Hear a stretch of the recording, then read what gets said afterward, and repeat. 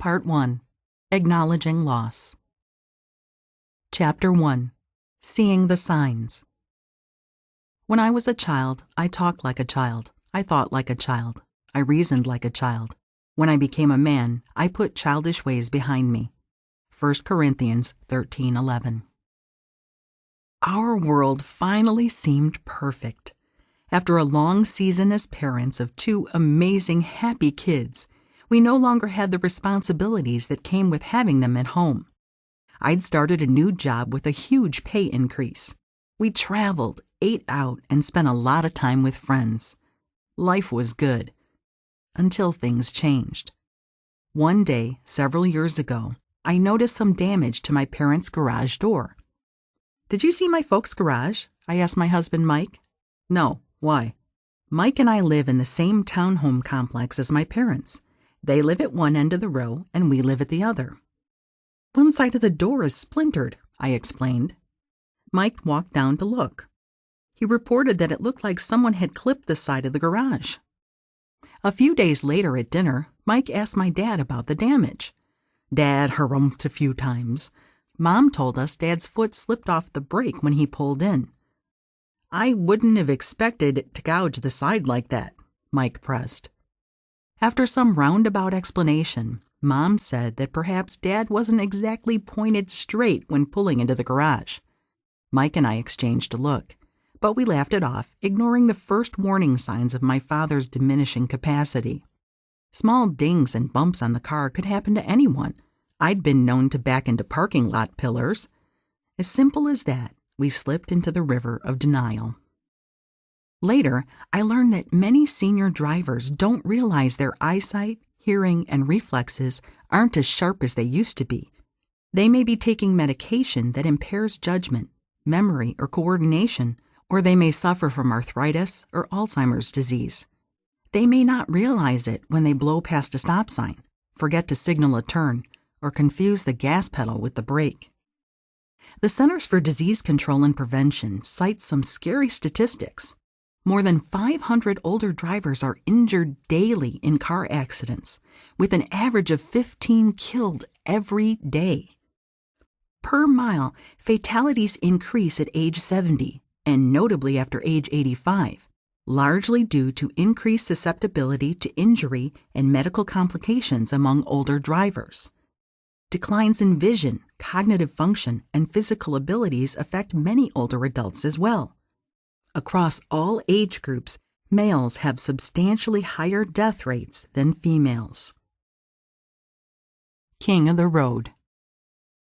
My dad grew up on a farm in rural Pennsylvania in the early 1930s and learned to drive a tractor when he was 12. He and his younger brother worked hard alongside their father, an immigrant from Germany, and driving young was a given. When the United States entered World War II, my dad enlisted, and my parents were stationed in Arizona. Whenever my father had a 3-day pass, my folks would drive from Arizona to Los Angeles to visit my grandparents. From that time until he died, road trips were my dad's favorite pastime. After the military, his job as a salesman for General Electric gave him the opportunity to be on the road 3 or 4 days a week during my childhood. He'd think nothing of loading us kids into the station wagon and driving somewhere on the weekend. Perhaps that's why I love riding in the car. I was 20 when my parents decided to visit Germany and buy a car there. Their plan was to pick it up in Stuttgart, then drive it around Europe for a month before having it shipped back to the States. They invited my grandma, Nini, to go along, and she invited me. Nini didn't want to be a fifth wheel, as she called it. In Europe, Dad confidently took control, driving us from Germany to Austria, Switzerland, France, Italy, and Spain. There was no question about who the driver would be. When my parents were 60 years old, they built their third motel, an hour and a half from their home. To give the manager a day off, they made the drive to that motel every week for 20 years. After they retired, Dad and Mom enjoyed frequent day trips to some of the beautiful places in Northern California. When the 4 of us would take a day trip, my dad always drove. It was his thing. In his generation, men drove, women were the passengers. I can't ever remember seeing my mom take turns driving on a long trip. Dad became the family taxi driver when my mother's macular degeneration worsened to the point where she was legally blind. They climbed into the car almost every day to run errands. I'd see their red Jeep pass by my living room window and I'd think, where are they going this time? I was proud my folks were independent. Dad and Mom continued to take their trips to the mountains. They played bridge every week with a group of other retired folks, and they met regularly with friends for dinner and bridge. It seemed like they were always on the go. After reading a newspaper article about a 101-year-old woman who backed up and plowed into 11 elementary school children, I was grateful my dad could still get around safely without help. Even into his 80s, Dad was robust. He was quick-witted and laughed easily. His interests were varied. He read voraciously, loved using the computer, and knew enough about electricity to be dangerous. His greatest joy was to come home from a morning of garage sale shopping with a bargain. I'd often have lunch or coffee with him, and he would always ask me about my work. "You're the queen bee there," he'd tell me. Detour Ahead. Several months after the garage door incident, we were having dinner with my parents when my mom asked, "Do you know how to get a hold of Henry? We need him to do some work." Henry is the maintenance man for our townhome complex. "What are you having done?" Mike asked as he gave Mom the phone number. My parents exchanged a look. Dad crashed into the side of the garage. "Again?" I exclaimed. No matter what the relationship was between the parent and child, whatever it was, caring for your parents is going to be extremely challenging because it is not logical. There's no way to deal with it rationally or directly. You don't reason it out.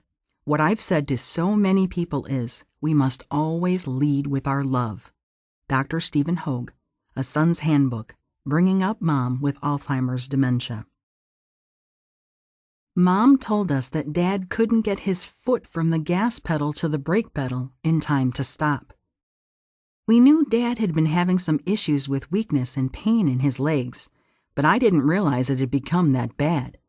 Fear swept over me, as did a premonition that life was about to change. Was there more to this than just a small fender bender? Was my 85-year-old dad losing his mind? Would he turn into someone I didn't recognize? I'd seen this happen to other people as they aged. When my grandmother suffered a series of small strokes, her short-term memory and some of her long-term memory disappeared. Our conversations went like this. "What's new in your world?" Nini would ask. I'd tell her about my job, the kids, and Mike. When I was finished, she'd sip her coffee, looking off into the distance. After a few seconds of silence, she'd turn to face me again and ask, "So what's new in your world?" Eventually, she forgot who I was. Would Dad become forgetful too? I couldn't seem to face Dad's diminishing capacity. In my mind, step 1 was to quit driving. Step 2 would be moving directly to an assisted living facility, and step 3 was death. In the next few days and weeks, Mike and I talked endlessly about what we should do. Was it time to talk with Dad about giving up his driver's license? What would that mean for us? Mike worked 30 minutes away from home. I was still in the early months of my new job. Who would take Mom and Dad to the doctor, the pharmacy, the grocery store? My biggest fear was this: telling my dad that I was taking away his driver's license, his ticket to independence and freedom. Millions of older drivers have never had so much as a speeding ticket in years of driving. Many self-regulate themselves by driving less often and avoiding frightening high-speed highways. But they can still be a menace on neighborhood streets. A Consumer Reports article I read states, people 80 and older are involved in 5.5 times as many fatal crashes per mile driven as middle-aged drivers. I was terrified Dad wouldn't be able to stop at a crosswalk filled with children. I could see Dad being responsible for some gruesome traffic accident with dead bodies strewn on the street, or he'd hit a light pole and be killed. I remember one time when Mom told me Dad had drifted into oncoming traffic and she had to yell at him. He jerked back into the correct lane, but Mom was frightened. We had to do something. But if Dad couldn't drive Mom around, who would? Did I have to give up my life to become a taxi service for my folks? My prayers were requests for strength, to find the words to say to Dad and wisdom in saying them. I prayed for peace, for relief from my fears, and for God to keep me from being selfish. I was worried that more would be required of me than I was willing to give. My dad always called me Chickie and Queen Bee. His encouragement through the years gave me the will to succeed at whatever I put my mind to. He repeatedly told me, "You can do anything you want." Whether he was dispensing advice, "When it stops being fun, quit," or asking his usual question, "Do you need any walking around money?" His love for me was evident. How could I ask my dad to stop doing the one thing he loved doing above all else? I wanted my oldest brother to step up and call a family meeting so I didn't have to lose my place as the adored baby of the family.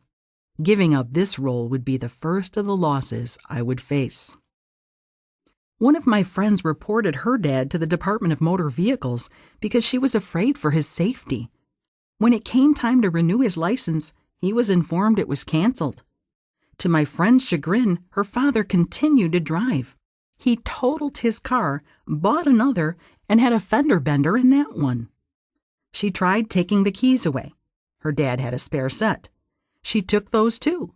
He walked across the street to his neighbor's house and borrowed their car. He finally gave up driving, but the process involved a lot of kicking and screaming on both their parts. Would Mike and I have to go through the same thing to get my dad to stop driving? Be anxious for nothing. Over the following weeks, there would be many such moments of questioning and preparing myself for the changes to come. As I suspected, this was only the start of losses for Dad, and for me. I felt the beginning of the end of my father's vibrant life. I knew my life would change, and I was anxious. My dad was anxious too, though he didn't show it outwardly. He hated to depend on anyone, especially his Chickie. As my distress over my dad's loss of function mounted, I was brought back to 1 Peter chapter 5, verse 7. Cast all your anxiety on him because he cares for you. Since that time, I've learned that it's vital to have discussions with our elderly loved ones about how they view their final years. Consider their vision of the future and see if it matches reality. It's also important to talk about how much care you can reasonably provide. Talk about the what-ifs. What if they need in-home care? What if one or both parents need to be moved into an assisted living facility? What if you're not available to help? As you begin to consider the questions, be ready to present your parents with various options to help alleviate any fears about the future. Most states and counties offer services for seniors. The website, senioradvisor.com, compares housing options for most states and Canada. The cost of public transportation is discounted for the elderly, and many counties offer door-to-door service for visually impaired or disabled seniors. Taxis and private transportation companies like Uber and Lyft are also an alternative to driving. Many grocery stores deliver. Once you've seen the warning signs, it's time to consider what services your parents may need to continue living independently. Grace Growers. 1. Has your elderly loved one shown signs of loss of function? Consider how you can prayerfully begin a discussion about the changes you and they can expect as the months and years progress. 2. It's difficult to watch your parents growing older. Consider your relationship as their child and ask yourself how that role may change. How will you show them grace as they begin to expect more from you? Read 1 Corinthians 13, verse 11. Consider ways in which you still think or act like a child. Ask God to show you how you can, with grace, begin to come alongside your parents in this season of loss. 3. Meditate on 1 Peter chapter 5, verse 7. Make a conscious effort to take your anxiety to Jesus and allow Him to carry it. Picture Him walking beside you, holding your hand as you journey into the caregiving season.